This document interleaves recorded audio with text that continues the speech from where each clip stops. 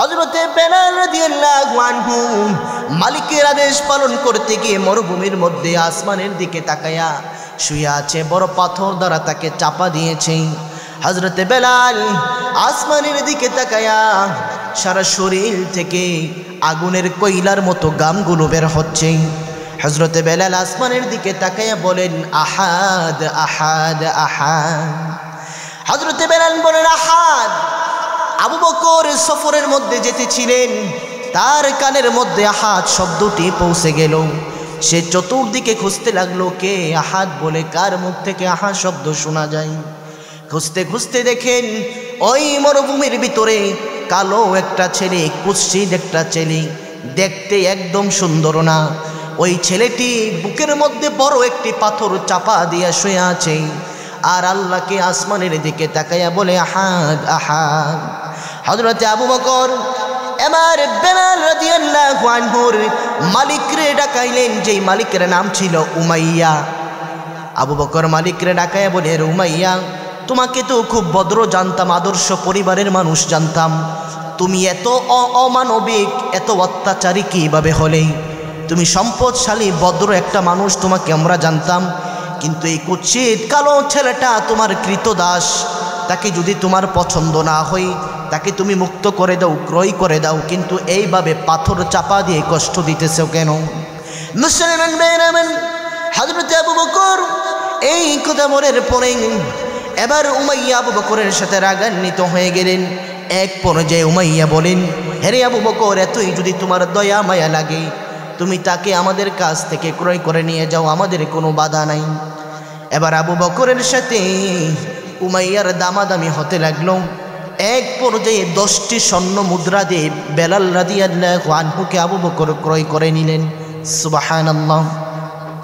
10টি স্বর্ণ মুদ্রার বিনিময়ে আবু বকর বেলাল রাদিয়াল্লাহু আনহুকে ক্রয় করে নেওয়ার পরে এবার উমাইয়া আবু বকরের দিকে তাকায়া হাসে আর মজা করে, আর বলে, আবু বকর, তুমি কত বড় বেকুব, এই কুৎসিত কালো ছেলেটাকে তুমি 10টি স্বর্ণ মুদ্রা এত দামি দিয়ে ক্রয় করলা, অথচ তাকে তো কেউই মাগনাই নিবে না, ফ্রিতে দিলেও নিবে না। এবার আবু বকর হাসি দিয়ে বলে, উমাইয়া, শুধু 10টি স্বর্ণ মুদ্রা নয়, সে তোমার এত বড় নির্যাতনের অবস্থায় আছে, আমার যদি গোটা জীবনের গোটা সম্পদের বিনিময় হতো, আমি তাকে তোমার থেকে মুক্ত করেই ছাড়তাম। সুবহানাল্লাহ। এমন মুসলমান, এটাই ছিলেন হযরতে বেলাল, যিনি ছিলেন ইসলামের প্রথম খলিফা, যিনি ইসলামের প্রথম মুয়াজ্জিন ছিলেন, যিনি আল্লাহর নিকটে এত দামি ছিলেন, এত মর্যাদাশীল ছিলেন, যেই বেলাল রাদিয়াল্লাহু তাআলা আযান না দিলে সকালের সূর্য পর্যন্ত আল্লাহ বন্ধ করে দিতেন, উঠাতেন না। সুবহানাল্লাহ। একদিন হযরতে বেলাল রাদিয়াল্লাহু আনহু সাহাবায়ে কেরাম, রাসূল সাল্লাল্লাহু আলাইহি ওয়াসাল্লাম সবাই পরামর্শ করে বেলাল রাদিয়াল্লাহু তাআলা আনহুকে মুয়াজ্জিন থেকে মুক্ত দিলেন। তার কিছু শব্দ অশুদ্ধ ছিল, সে আজান দিতেন কিন্তু পরিপূর্ণ শুদ্ধতার সহিত আজানটা দিতে পারতেন না, কিছু শব্দ তার মুখ থেকে বের হতো না। সাহাবায়ে কেরামরা রাসূলকে বলেন, ইয়া রাসূলুল্লাহ, বেলাল রাদিয়াল্লাহু তাআলা অনেক দিন ধরে আজান দেয়, বেলাল তার তো শব্দ শুদ্ধ না, সে তো পরিপূর্ণ শুদ্ধ করে আজান দিতে পারে না। আমাদের মাঝে অনেকেই আছে কণ্ঠ সুন্দর, সহিহ শুদ্ধ করে আজান দিতে পারে, অন্য যে কোনো একজনকে আপনি মুয়াজ্জিন হিসাবে নিয়োগ দিয়ে দেন, বেলালকে আপাতত আপনি মুয়াজ্জিন থেকে স্থগিত করেন। সকলের পরামর্শে রাসূল নতুন একজন মুয়াজ্জিন নিয়োগ করলেন, যে সহিহ শুদ্ধ করে আজান দিতে পারে। আমার ভাইয়েরা, যেদিন থেকে নতুন মুয়াজ্জিন নিয়োগ করলেন, ফজরের আজান দিল, ফজরের আজান তো হই, কিন্তু আসমানে তো আল্লাহ, দুনিয়াতে তো আল্লাহ সূর্য উঠাই না। কারণ কি? ফজরের আজান হচ্ছে, দুনিয়াতে পর হচ্ছে না, সূর্য উঠাচ্ছেন না। সকলে চিন্তিত, রাসূল সাল্লাল্লাহু আলাইহি ওয়াসাল্লাম সবাই চিন্তিত, আরে সূর্য উঠে না কেন? এমনিতেই আল্লাহ রাব্বুল আলামিন জিবরাইল আলাইহিস সালামকে পাঠাইয়া সংবাদ পাঠিয়ে দিলেন, হে রাসূল, আপনি বেলাল রাদিয়াল্লাহু আনহু, বেলালকে আপনি মুয়াজ্জিন থেকে সরিয়ে দিয়েছেন। আল্লাহ বলেছে, যতক্ষণ পর্যন্ত বেলালের আজানের ধ্বনি উচ্চারিত না হবে, ততক্ষণ পর্যন্ত আল্লাহ জমিনের মধ্যে সূর্য উঠাবেন না। সুবহানাল্লাহ। কেমন দামি ছিল, কেমন দামি ছিল হযরতে বেলাল। আমার মুসলমান ভাইরা, হযরতে বেলাল রাদিয়াল্লাহু আনহু এত কুৎসিত ছিল, এত কালো ছিল, এত বেসুলা ছিল, কিন্তু আল্লাহর কাছে কেমন মর্যাদাশীল, কেমন দামি ছিল।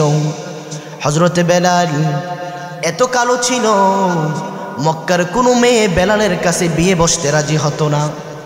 মক্কার কোনো মা বাবা, কোনো গার্ডিয়ান বেলালের কাছে মেয়ে বিয়ে দিতে রাজি হতো না। চেহারা ছিল কালো, দাঁতগুলো ছিল বড় বড়, আর ঠোঁটগুলো ছিল একদম মোটা মোটা। কেহই তার কাছে মেয়ে বিয়ে দিতে রাজি না।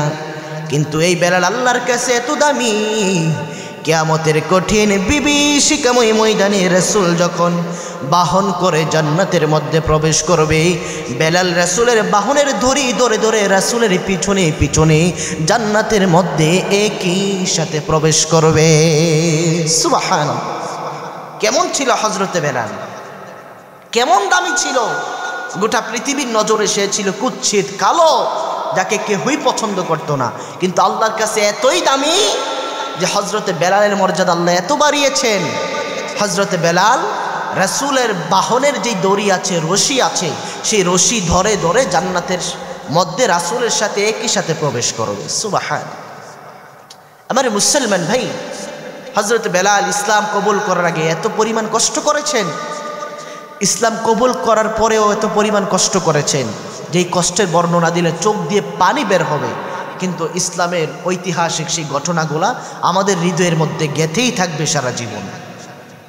আমার মুসলমান ভাই, একটু গভীর মনোযোগ, আমাদের সমাজের মধ্যে একটু লক্ষ্য করে দেখেন, অনেকেই আছেন গরিব, অসহায়, কালো, কুৎসিত মানুষকে আমরা সম্মান দেই না।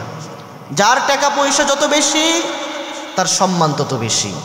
যার ক্ষমতা তত বেশি, তার সম্মান তত বেশি। যার ফ্যামিলিগত বংশাদার মর্যাদা তত বেশি।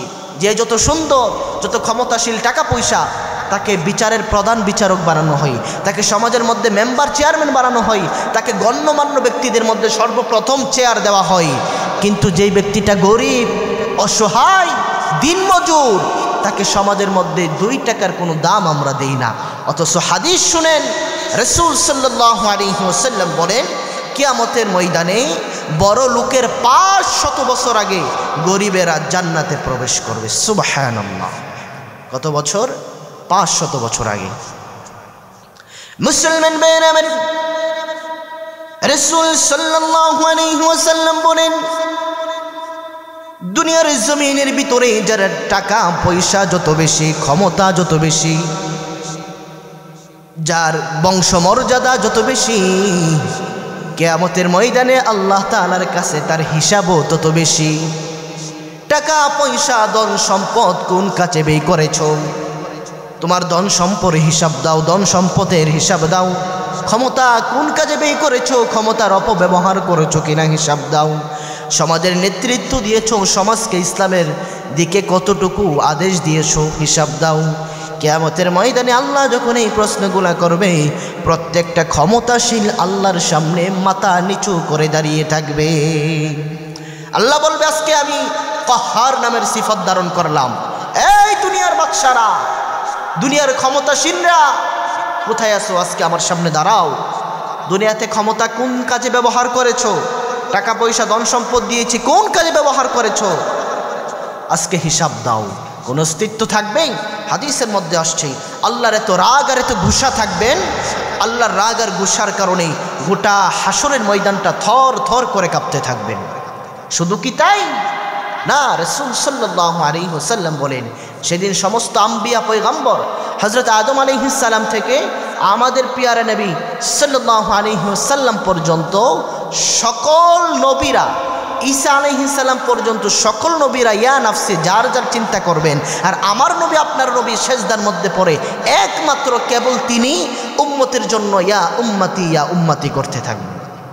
কারণ আল্লাহর এত রাগ আর গুসা থাকবেন, আল্লাহর সামনে কেউই দাঁড়িয়ে জবাবদিহিতা করার মতো সেদিন সাহস থাকবে, কোন অস্তিত্ব থাকবে?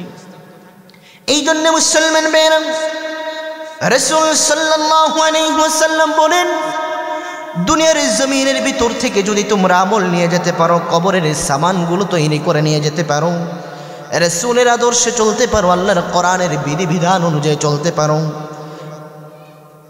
হাসরের ময়দানে ওই ব্যক্তিদের জন্য জান্নাতে যাওয়া একেবারেই সহজ হয়ে যাবে। এমনকি কিয়ামতের ময়দানে আল্লাহ উসিলা তালাশ করবে। দুনিয়াতে ভালো কাজগুলো, যত ভালো কাজ করবা, যত সৎ কাজ করবা, হতে পারে আল্লাহ রব্বুল আলামিন যেই কোন একটি ভালো কাজের উসিলাও তোমাকে জান্নাতের মেহমান হিসেবে কবুল করতে পারে। আজকে আমরা ভালো কাজ তো দূরের কথা, কাকে মেরে কে খেতে পারবো, কাকে মেরে কে খেতে পারবো, কার উপর জুলুম অত্যাচার করতে পারবো, এই নিয়ে আমরা ব্যস্ত। কথা বলেন ঠিক কিনা? এই জন্য মুসলমান ভাইরা একটু গভীর মনোযোগ দিয়ে লক্ষ্য করুন। ও আমার মুলিকের ভাইরা, বিএনপির ভাইরা, ক্ষমতাসীন ভাইরা, একটু গভীর মনোযোগ। কিয়ামতের ময়দানে কোরআনুল কারীমের মধ্যে আল্লাহ রাব্বুল আলামিন বলেন, নেতা আর কর্মীর মধ্যে তর্ক বিতর্ক চলতে থাকবে।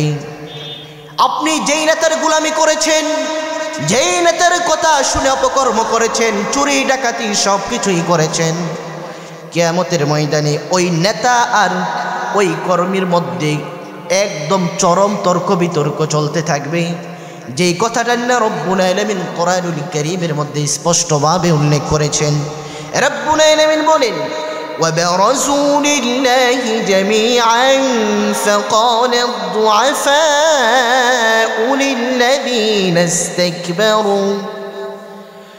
للذين استكبروا إنا كنا لكم تبعا فهل أنتم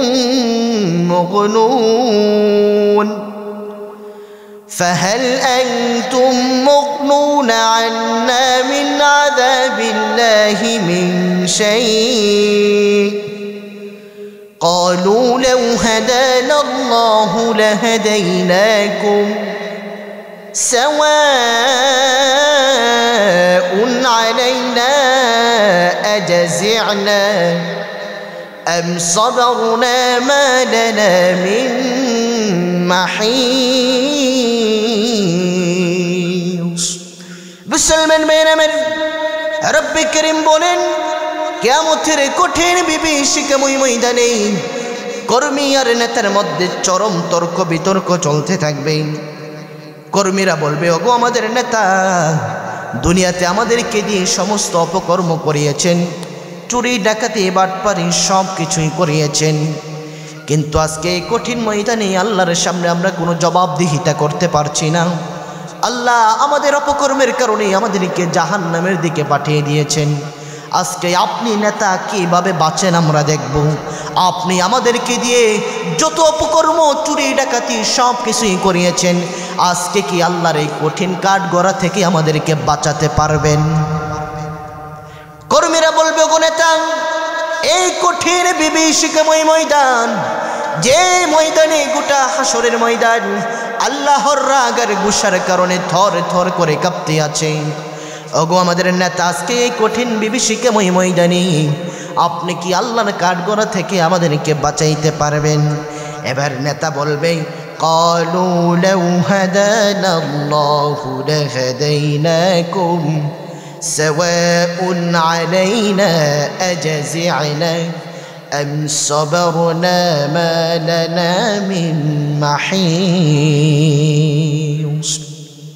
এবার নেতা বলবে, আরে قالوا لو هدانا الله لهديناكم, ও আমার কর্মীরা, আমি নিজেই তো আজকে জাহান্নামের পথে যাচ্ছি, তোমাদেরকে বাঁচাবো কিভাবে?